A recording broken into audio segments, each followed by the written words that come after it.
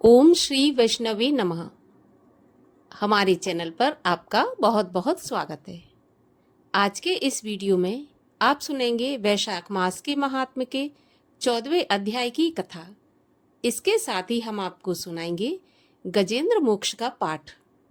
हमारे चैनल पर सभी प्रकार की व्रत कथाएं और महात्म्य सुनाए जाते हैं, तो व्रत कथाएं और महात्म्य सुनने के लिए हमारे चैनल को सब्सक्राइब करके बेल आइकन पर प्रेस कर लीजिए और आज की कथा अच्छी लगे तो एक लाइक करके शेयर भी कर दीजिए। तो चलिए अब हम सुनते हैं वैशाख मास के महात्म्य के 14वें अध्याय की कथा। वैशाख मास के 14वें अध्याय की कथा में दुर्वासा ऋषि के 2 शिष्यों की कथा का वर्णन किया गया है। श्रुतदेव जी कहने लगे, मेष की संक्रांति में वैशाख मास में प्रातःकाल स्नान करके मधुसूदन भगवान का पूजन करके जो इस मनोहर कथा को कहते सुनते हैं वह सीधे विष्णु लोक को जाते हैं। जो दुर्बुद्धि होते हुए कथा को छोड़कर अन्य काम में लग जाते हैं वे रौरव नरक में जाकर फिर पिशाच योनि पाते हैं। यहाँ हम एक प्राचीन इतिहास कहते हैं जो पाप दूर कर धर्मवर्धक एवं पवित्र करने वाला है। प्राचीन काल में गोदावरी के किनारे ब्रह्मेश्वर क्षेत्र में ब्रह्मनिष्ठ बड़े परमहंस दुर्वासा ऋषि के 2 शिष्य रहते थे। वे सदा उपनिषद शास्त्रों में निष्ठावान थे। उन्हें किसी से कुछ भी अपेक्षा नहीं थी। भिक्षा मांगकर जो कुछ भी मिल जाता उसी को खाकर पर्वत की गुफा में पड़े रहते थे। ये दोनों तीनों लोक में सत्यनिष्ठ और तपोनिष्ठ के नाम से विख्यात थे। इन दोनों में सत्यनिष्ठ तो श्रोता एवं वक्ता ना हो तब भी सदा कर्मों को करता हुआ भगवान की कथा में ही तत्पर रहता था, परंतु जो कोई पुण्य रूपी कथाओं की व्याख्या करता था तो उसके सुनने के समय वह संपूर्ण कर्मों को भी छोड़ देता था और श्रोताओं के प्रति स्वयं कथा कहता था। वह बिना कथा श्रवण किए अन्न ग्रहण नहीं करता था। कथा समाप्त होने पर ही नित्य कर्म करता था। अतएव जो मनुष्य ऐसे कथा सुनते हैं उनको जन्म के बंधन नहीं व्यापते और विष्णु भगवान में सच्ची भक्ति तथा स्नेह उत्पन्न होता है। साधु महात्माओं में सुहृदयता उत्पन्न होती है, सत्य बुद्धि प्राप्त होती है, सत्य बुद्धि से वेद में मति उत्पन्न होती है, वेद से ज्ञान और ज्ञान से ध्यान उत्पन्न होता है और निरंजन निर्गुण ब्रह्म उनके हृदय में आकर विराजमान हो जाते हैं। परंतु जहाँ साधु महात्मा ना हो, तुलसी जी ना हो, विष्णु भगवान का मंदिर ना हो अथवा कथा ना होती हो, वहाँ यदि साक्षात गंगा जी का किनारा ही क्यों ना हो तो भी त्याग देना चाहिए, क्योंकि वहाँ का मरा हुआ प्राणी 100 जन्म तक कुत्ता की योनि पाता है अथवा अंधता मिस्र नरक में पड़ा रहता है। उपनिषद विद्या का विचार कर वह मुनि सदा विष्णु की भक्ति और कथा श्रवण करने में तत्पर रहता था। और दूसरा जो तपोनिष्ठ था वह बड़ा दुरात्मा बुद्धि का था। वह ना तो जिह्वा से विष्णु कथा कहता था ना कानों से सुनता था। तीर्थ स्नान करने जाता तो वहां पर होती हुई कथा भी तप में विघ्न ना पड़ जाए इसके डर से छोड़ देता था। श्रोता और वक्ता कोई भी उस कर्मनिष्ठ के पास से होकर गृह कार्य के लिए नहीं गुजरते थे। उस दुरात्मा दुर्बुद्धि ने इस प्रकार अपना सारा समय बिता दिया और जब अपना शरीर छोड़ा तब वह शमी के वृक्ष पर छिन्न कर्ण नाम का महाबलवान पिशाच हुआ। आश्रयहीन क्षुधा से व्याकुल हो उसका कंठ, होंठ और तालू सूख गए। ऐसे अत्यंत दुखी हो अपने किए हुए कर्मों के ऊपर विचार करता हुआ उन्मत्त की तरह इधर उधर घूमता हुआ भटकता रहा। इस प्रकार उसके 10,000 वर्ष बीत गए। उसे अपना कोई भी रक्षक दिखाई नहीं देता था। उस अकृत आत्मा की देह पर पवन अग्नि जैसा लगता था, जल काल अग्नि के समान और फल पुष्प आदि विष के समान मालूम होते थे। इस प्रकार वह उस सुनसान वन में साधु संग व कथा से रहित आश्रयहीन स्थान में भटकता रहा। कदाचित देवयोग से सत्यनिष्ठ पैठीनसीपुरी में आया। मार्ग में क्षुधा से पीड़ित, दुखी और बुरी तरह रोते हुए छिन्न कर्ण नाम के उस पिशाच को आते हुए देखा। उसे देख वह मुनि कहने लगे, डरो मत, तुम कौन हो? तेरी यह दशा कैसे हो गई, सो मुझे बताओ।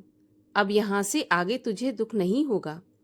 सत्यनिष्ठ के ऐसे आश्वासन देने पर छिन्न कर्ण अत्यंत व्याकुल होकर कहने लगा, हे प्रभु, मैं दुर्वासा का शिष्य तपोनिष्ठ नाम का यति हूँ। मैं ब्रह्मेश्वर क्षेत्र का निवासी हूँ। कर्मों के लोप हो जाने के भय से मैंने अपनी दुर्बुद्धि से महात्माओं की होती हुई विष्णु कथा का आदर नहीं किया। उसी कर्म से घोर परिणाम से मेरी मृत्यु हुई और मैं छिन्न कर्ण नाम का पिशाच बना। मैं इस दुख से अत्यंत व्याकुल हूँ। आज मेरे ऊपर सब देवता, गुरु और साधु संतुष्ट हैं।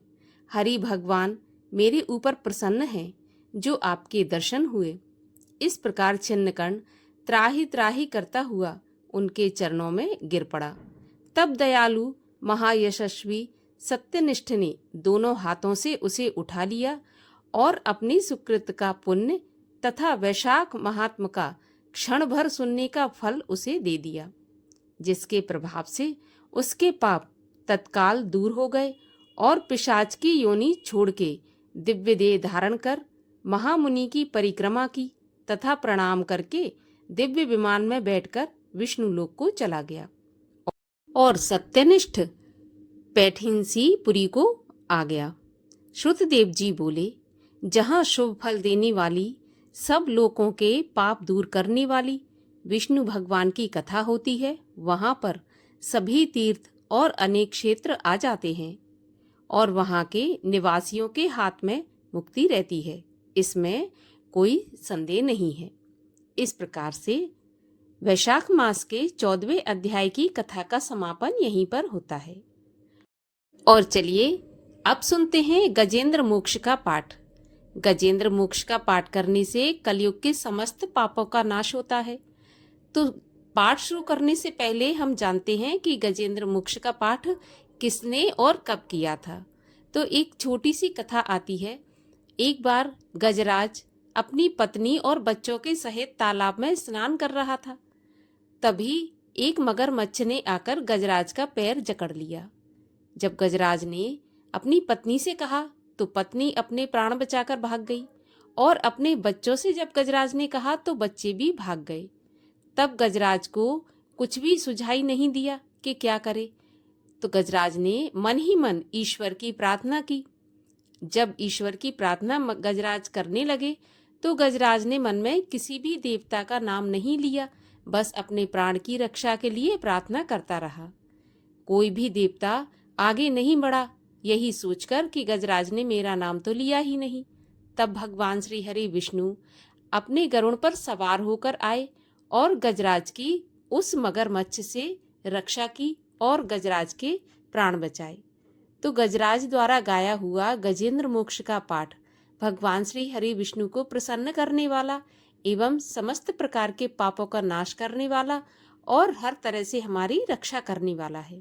तो चलिए अब सुनते हैं गजेंद्र मोक्ष का पाठ। श्री सुखदेव जी ने कहा, बुद्धि के द्वारा निश्चय करके तथा मन को हृदय प्रदेश में स्थित करके वह गजराज अपने पूर्व जन्म में सीखकर कंठस्थ किए हुए सर्वश्रेष्ठ एवं बार बार दोहराने योग्य आगे दिए गए स्तोत्र का मन ही मन पाठ करने लगा।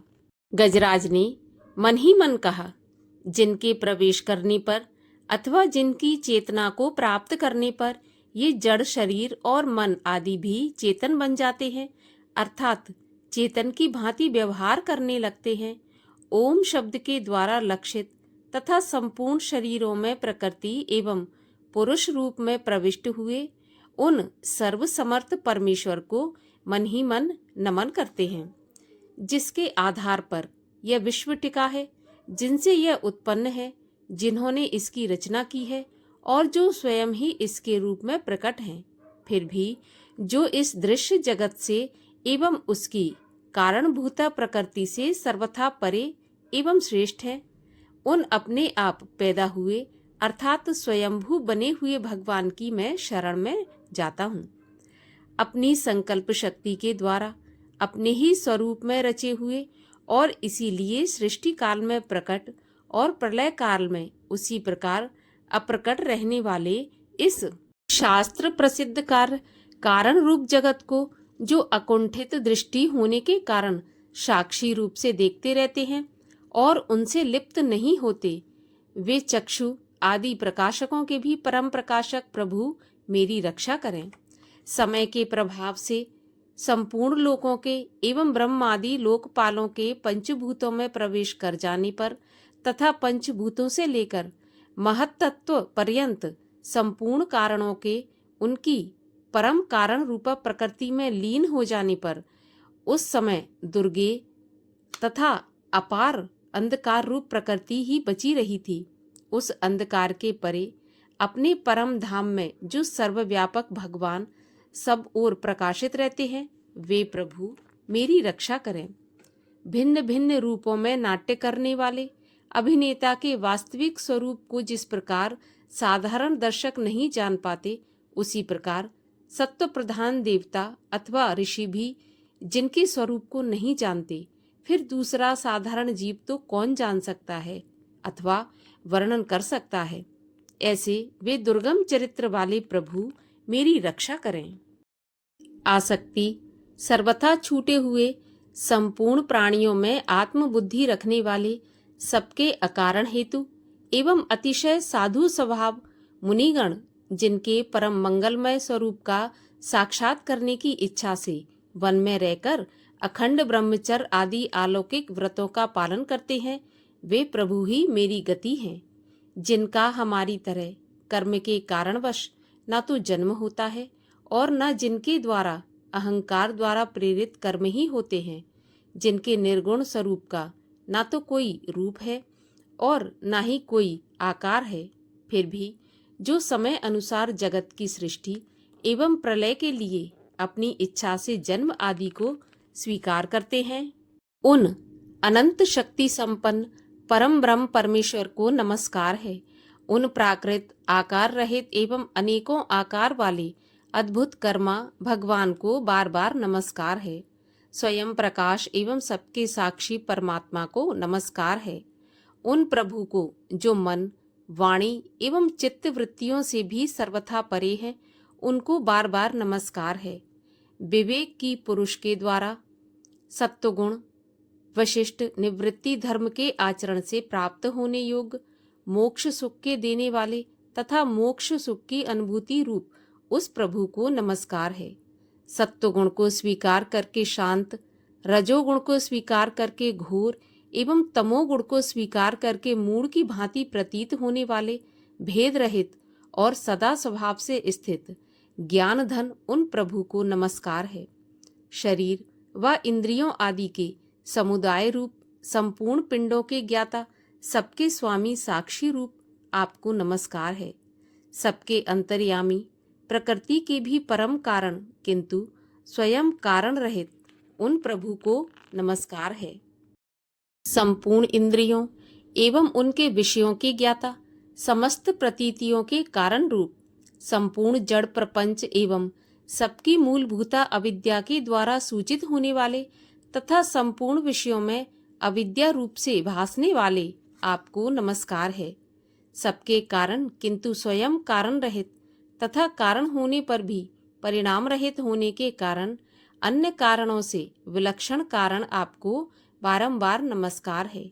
संपूर्ण वेदों एवं शास्त्रों के परम तात्पर्य मोक्ष रूप एवं श्रेष्ठ पुरुषों की परम गति भगवान आपको नमस्कार है। जो त्रिगुण रूप काष्ठों में छिपे हुए ज्ञानमय अग्नि है, उक्त गुणों में हलचल होने पर जिनके मन में सृष्टि रचने की ब्रह्मावृत्ति जागृत हो जाती है तथा आत्म तत्व की भावना के द्वारा विधि निषेध रूप शास्त्र से ऊपर उठे हुए ज्ञानी महात्माओं में जो स्वयं प्रकाशित रहते हैं, उन प्रभु को मैं नमस्कार करता हूँ। मुझ जैसे शरणागत पशु तुल्य अर्थात अविद्याग्रस्त जीव की अविद्या रूप फांसी को सदा के लिए पूर्ण रूप से काट देने वाले अत्यधिक दयालु एवं दया करने में कभी आलस न करने वाले नित्य मुक्त प्रभु, आपको नमस्कार है। अपने अंश से संपूर्ण जीवों में मन में अंतर्यामी रूप में प्रकट रहने वाले सर्वनियंता अनंत परमात्मा, आपको नमस्कार है। शरीर, पुत्र, मित्र, घर, संपत्ति एवं कुटुंबियों में आसक्त लोगों के द्वारा कठिनता से प्राप्त होने वाले तथा मुक्त पुरुषों के द्वारा हृदय में निरंतर चिंतन किए जाने वाले ज्ञान स्वरूप सर्वसमर्थ भगवान को नमस्कार है, जिन्हें धर्म, मनोवांछित भोग, धन एवं मोक्ष की कामना से भजने वाले लोग अपनी मनचाही गति पा लेते हैं, अपितु जो उन्हें अन्य प्रकार के अयाचित भोग एवं अविनाशी पार्षद शरीर भी देते हैं, वे अतिशय दयालु प्रभु मुझे इस विपत्ति से सदा के लिए उबार लें। जिनके अनन्य भक्त जो वस्तुतः एकमात्र उन भगवान की ही शरण है और जो धर्म, अर्थ आदि किसी भी पदार्थ को नहीं चाहते, अपितु उन्हीं के परम मंगलमय एवं अत्यंत विलक्षण चरित्र का गान करते हुए आनंद के सागर में गोते लगाते रहते हैं, उन अविनाशी, सर्वव्यापक, सर्वश्रेष्ठ ब्रह्मा आदि देवों के भी व्यामक अभक्तों के लिए अप्रकट होने पर भी भक्ति योग द्वारा प्राप्त करने के योग्य, अत्यंत निकट होने पर भी माया के आवरण के कारण अत्यंत दूर प्रतीत होने वाले, इंद्रियों के द्वारा अगम्य तथा अत्यंत दुर्वेग और अंतर्रहित किंतु सबके आदि कारण एवं सब ओर से परिपूर्ण उन भगवान को मैं स्तुति करता हूँ। ब्रह्मा आदि समस्त देवता, चारों वेद तथा संपूर्ण चराचर समस्त जीव नाम और आकृति के भेद से जिनके अत्यंत क्षुद्र अंश से रचे गए हैं, जिस प्रकार प्रज्वलित अग्नि से लपटें तथा सूर्य से किरणें बार बार निकलती हैं और पुनः अपने कारण में लीन हो जाती हैं, उसी प्रकार बुद्धि, मन, इंद्रियां और नाना योनियों में उत्पन्न होने वाले शरीर, यह गुणमय प्रपंच जिन स्वयं प्रकाश परमात्मा से प्रकट होता है और पुनः उन्हीं में लीन हो जाता है, वे भगवान वास्तव में न तो देवता हैं, न असुर, न मनुष्य हैं, न तिर्यक योनि जैसे कि निम्न श्रेणी पशु पक्षी आदि योनि के प्राणी हैं, न वे स्त्री हैं, न पुरुष और न नपुंसक हैं, न वे कोई ऐसे जीवन हैं जिनका इन तीनों ही श्रेणियों में समावेश न हो सके,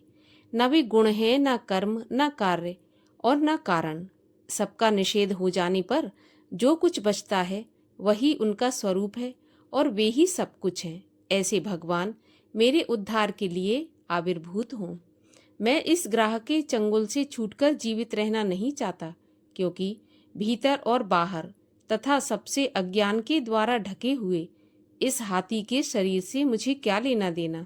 मैं तो आत्मा के प्रकाश को ढक देने वाले उस अज्ञान की निवृत्ति चाहता हूँ, जिसका कालक्रम से अपने आप नाश नहीं होता है, अपितु भगवान की दया से अथवा ज्ञान के उदय से होता है।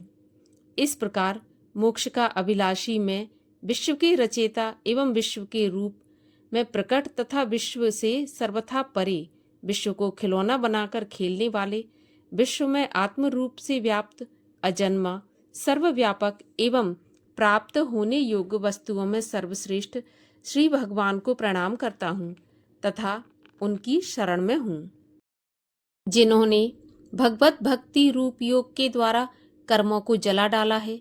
वे योगी लोग उसी योग के क्षराशुद्ध किए हुए अपने हृदय में जिन्हें प्रकट हुआ देखते हैं, उन योगेश्वर भगवान को मैं नमस्कार करता हूँ, जिनकी त्रिगुणात्मक शक्तियों का राग रूप वेग असह्य है, जो संपूर्ण इंद्रियों के विषय रूप में प्रतीत हो रहे हैं, जिनकी इंद्रियां विषयों में ही रची पची रहती हैं। ऐसे लोगों को जिनका मार्ग में भी मिलना असंभव है, उन शरणागत रक्षक एवं अपार शक्तिशाली आपको बार बार नमस्कार है। जिनकी अविद्या नाम शक्ति के कार्य रूप अहंकार से ढके हुए अपने स्वरूप को यह जीवन जान नहीं पाता, उन अपार महिमा वाले भगवान की मैं शरण में आया हूँ। श्री सुखदेव जी कहते हैं, जिसने पूर्व प्रकार से भगवान के भेद रहित निराकार स्वरूप का वर्णन किया था, उस गजराज के पास जब ब्रह्मा आदि कोई भी देवता नहीं आए तो भिन्न भिन्न प्रकार के विशिष्ट विग्रहों को ही अपना स्वरूप मानते हैं।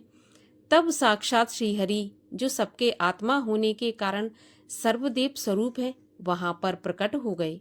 उपर्युक्त गजराज को इस प्रकार दुखी देखकर तथा उसके द्वारा गाई हुई स्थिति को सुनकर सुदर्शन चक्रधारी जगत आधार भगवान इच्छा अनुरूप वेग से चलने वाले गरुड़ जी की पीठ पर सवार होकर स्तवन करते हुए देवताओं के साथ तत्काल उस सीमा पर पहुंच गए जहां पर वह हाथी था। सरोवर के भीतर महाबली ग्राह के द्वारा पकड़े जाने पर दुखी हुए उस हाथी ने आकाश में गरुड़ की पीठ पर चक्र को उठाए हुए भगवान श्री हरि को देखकर अपनी सूंड को, जिसमें उसने पूजा के लिए कमल का एक फूल लेकर रखा था, उसे ऊपर उठाया और बड़ी ही कठिनता से सर्व पूज्य भगवान नारायण, आपको प्रणाम है, यह वाक्य कहा। उसे पीड़ित देखकर अजन्मा श्रीहरि एकाएक गरुड़ को छोड़कर नीचे सरोवर पर उतर आए। वे दया से प्रेरित हो ग्राह सहित उस गजराज को तत्काल सरोवर से बाहर निकाल लाए और देवताओं के देखते देखते अपने चक्र से उस ग्राह का मुख काटकर उसके चंगुल से हाथी को उबार लिया। जो कोई भी श्रद्धा पूर्वक विश्वास के साथ इस गजेंद्र मोक्ष का पाठ करता है, भगवान नारायण की कृपा से वह सभी कष्टों से छूट जाता है। बोलिए भगवान नारायण की जय।